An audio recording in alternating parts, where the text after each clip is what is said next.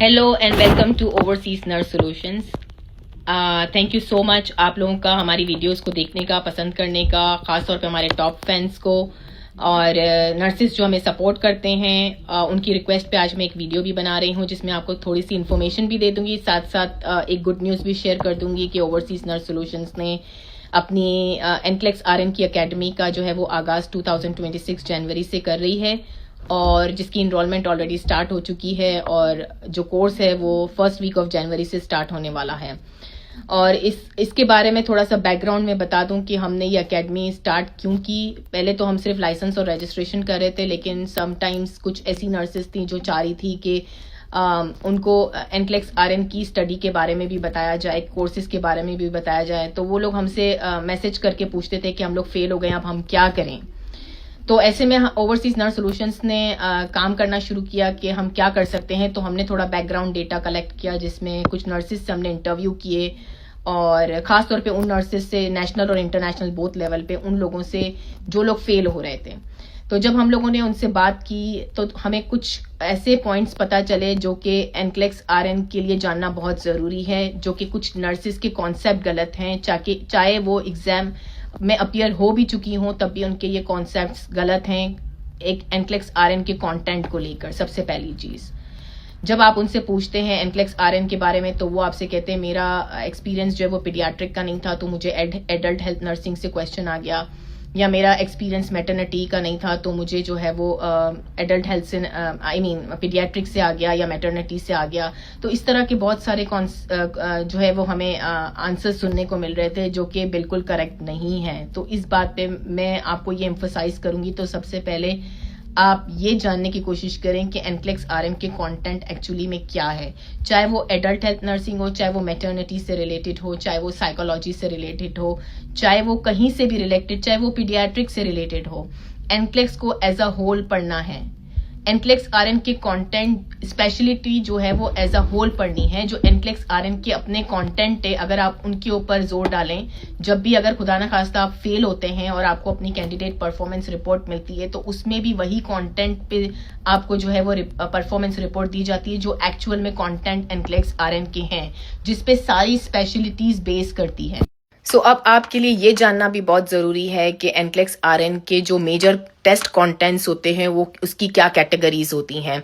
तो आपको जैसे पता होगा कि safety and effective care environment, इसके बाद health promotion and maintenance, third में आपका साइको सोशल इंटीग्रिटी आता है और फोर्थ में आपका फिजियोलॉजिकल इंटीग्रिटी आता है।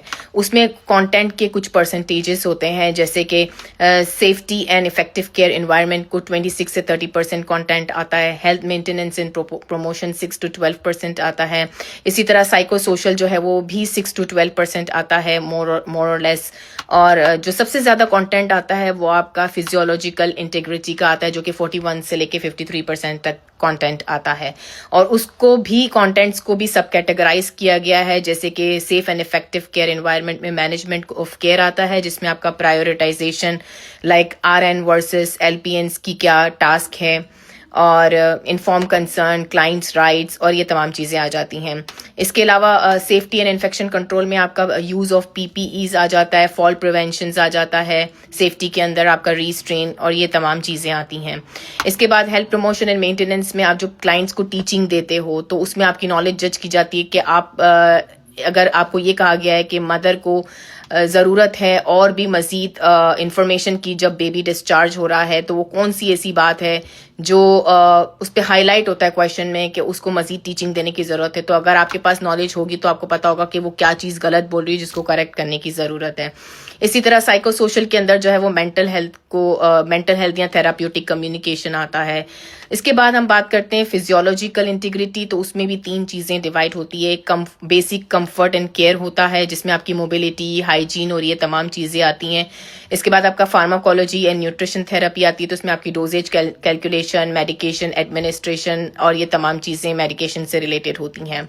फिर इसके बाद आपका आता है डिजीज़ प्रोसेस जो कि फिजियोलॉजिकल अडेप्टेशन होता है, तो ये इसमें आपका जो है वो सारा डिजीज़ प्रोसेस वगैरह शामिल होता है। इसी तरीके से जो है वो फिजियोलॉजिकल अडेप्टेशन के अंदर आपका रिडक्शन ऑफ रिस्क पोटेंशियल आता है, जिसमें आपकी डायग्नोस्टिक इंटरप्रिटेशन होती है। जैसे कि अगर एक पेशेंट की एबीजीज आप देख रहे हो तो आपको इंटरप्रिटेट करना आना चाहिए। तो ये तमाम चीज़ें जो होती हैं ये इस एनक्लेक्स आरएन के कंटेंट का हिस्सा होती हैं और इसी पे ही आपको इवेलुएट किया जाता है। इसके बाद हमने नर्सेस से आइडेंटिफाई करने की कोशिश की कि उनका नॉलेज कैसा है। तो नॉलेज उनका काफ़ी अच्छा था, लेकिन उनको प्रॉब्लम आ रही थी अपनी नॉलेज को रियल सिनेरियोज में अप्लाई करने के लिए। तो जब हमने उनसे पूछा कि आप किस तरीके से एनक्लेक्स के क्वेश्चंस को परफॉर्म करते हैं, क्या आपने क्लिनिकल जजमेंट मॉडल का कभी यूज़ किया है, तो they don't know what is clinical judgement model.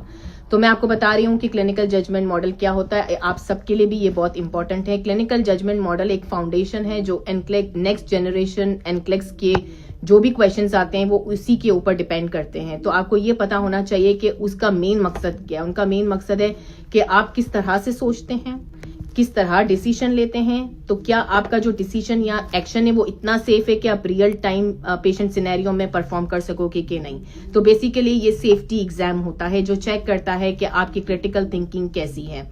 क्या आप इस चीज को आइडेंटिफाई कर सकते हैं कि एक लाइफ थ्रेटनिंग कंडीशन एक नॉन लाइफ थ्रेटनिंग कंडीशन है कि अगर आप 10 मिनट में कोई एक्शन नहीं लोगे तो पेशेंट डाई हो जाएगा। तो इस तरह की थिंकिंग वो चेक करते हैं आपकी कि आप किस तरह से एग्जाम में परफॉर्म करते हो।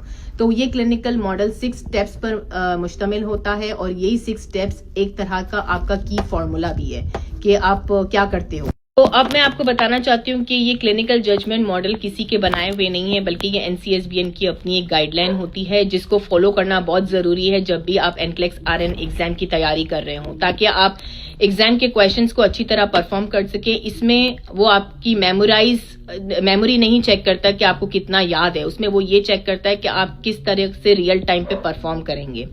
तो जो उनके 6 स्टेप्स होते हैं उस मॉडल का वही बेसिकली आपका एग्जाम परफॉर्म करने का की फॉर्मूला भी होता है। क्वेश्चन को परफॉर्म करने का की फॉर्मूला भी होता है। उसमें सबसे पहले आता है रिकॉग्नाइज क्यूज। रिकॉग्नाइज क्यूज में आपको सवाल में ये देखना होता है कि आइडेंटिफाई करना होता है कौन सी रेलिवेंट इन्फॉर्मेशन और इम्पोर्टेंट डेटा है पेशेंट का।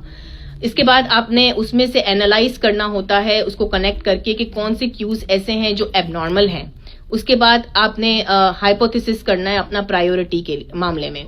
तो आप प्रायोरिटाइज कर सकते हैं क्या क्या चीजें जो है वो इम्पोर्टेंट है और उसको प्रायोरिटी बेसिस पर रखना है। इसके बाद आप जनरल सॉल्यूशंस की बात करते हैं, तो जितने भी ऑप्शंस आपने चूज किए होते हैं उसमें से आप आइडेंटिफाई करते हो कौन सा इंपॉर्टेंट था और किसको हमने अप्रोप्रिएट नर्सिंग एक्शन करना है। उसके ऊपर आप इम्प्लीमेंटेशन करते हो जो आपका टेक एक्शन होता है, और उसके बाद आप इवेलुएट करते हो कि जो आपने एक्शन लिया है वो कितना जो है वो फ्रूटफुल था। तो मैं यहाँ बहुत ज़्यादा एम्फसाइज करूंगी कि जो आपका टेक एक्शन होता है वो बेसिकली आपका जो स्कोप ऑफ प्रैक्टिस होता है जो आप इम्प्लीमेंट कर रहे होते हो। इसके बाद आप इवेलुएट करते हो, उसमें आप ये भी असेस करते हो कि अगर जो आपने इम्प्लीमेंटेशन किया है उस पर कितना वर्क हुआ है या फिर मुझे अपना प्लान ऑफ केयर चेंज करने की ज़रूरत है।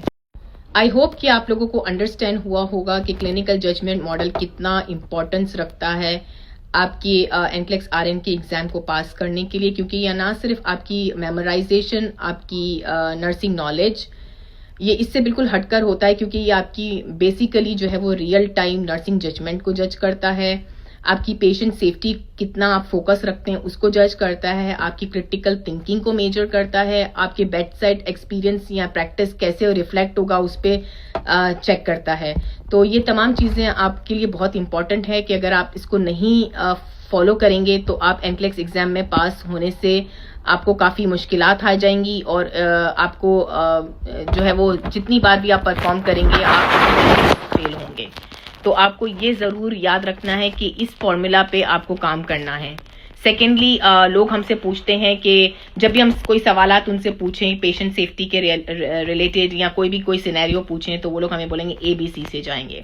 ABC आपका इम्पोर्टेंट है, बट वो आपका क्लिनिकल मॉडल के 3rd स्टेप पे जब आप आते हैं प्रायोरिटी और हाइपोथेसिस पर, तब आपने ये देखना है कि आपका ABC कहाँ पे फॉल करता है।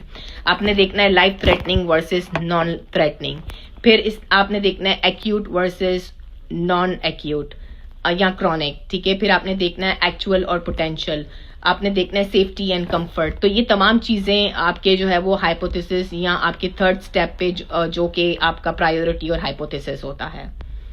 तो thank you so much nurses for watching. बहुत सारी नर्सेज की रिक्वेस्ट थी कि हम ओवरसीज नर्स सॉल्यूशंस की अकेडमी का जो है वो आगाज़ करें, और बहुत सारी ऐसी नर्सेज थी जो अपना एग्जाम परफॉर्म करने गई, सेकंड अटेम्प्ट में उन्होंने अपना एग्जाम पास कर लिया, क्योंकि हमने उनको क्लिनिकल जजमेंट मॉडल के थ्रू थोड़े से टिप्स दिए, बताया, तो दे वर रियली नॉलेजेबल, बट उनको अप्लाई करना नहीं आ रहा था, तो उनको काफ़ी फ़ायदा मिला। तो हमारी अकेडमी भी जो है वो बेसिकली आप लोगों को क्लिनिकल जजमेंट मॉडल के ऊपर ही ज़्यादा अटेंशन करेगी। और अगर किसी को भी हमारी अकेडमी से इनरोल करना हो तो जनवरी 2026 में फर्स्ट वीक के एंड या सेकेंड वीक के स्टार्ट में हमारी अकेडमी स्टार्ट हो जाएगी। 3 मंथ्स का कोर्स है, तो देरी किस बात की है, आप जल्दी से एनरोल कराइए। और डेफिनेटली आई होप कि आप लोग भी ज़रूर पास होंगे, और हमारी पूरी कोशिश जो थी इस क्लिनिकल मॉडल के थ्रू पढ़ाने की, ताकि सारी नर्सेज जो भी नॉलेजेबल हैं, जिनको थ्योरी में अप्लाई करना नहीं आ रहा है, वो पास हो सके। तो काफ़ी मेहनत की है हमारी नर्सेज, हमारी टीचर्स ने, जो खुद भी नर्सेज हैं और काफ़ी अच्छा खासा बेड साइड एक्सपीरियंस भी रखती हैं, डिफरेंट कंट्रीज से ताल्लुक़ रखती हैं, और उन्होंने ये कोर्स को बनाने में हमारी बहुत मदद की है। आई होप आप लोग सब जब जो भी इनरोल करेगा, आई होप आप सब पास होंगे, और हमारी टीम तो है ही आपके पास आप लोग को सपोर्ट करने के लिए। तो फील फ्री और without any hesitation please contact overseas nurse solutions, और नंबर्स जो है वो आपको डिस्क्रिप्शन में मिल जाएंगे। Thank you so much for watching, और इंशाल्लाह मुलाकात होती है ओवरसीज नर्स सॉल्यूशंस अकेडमी में।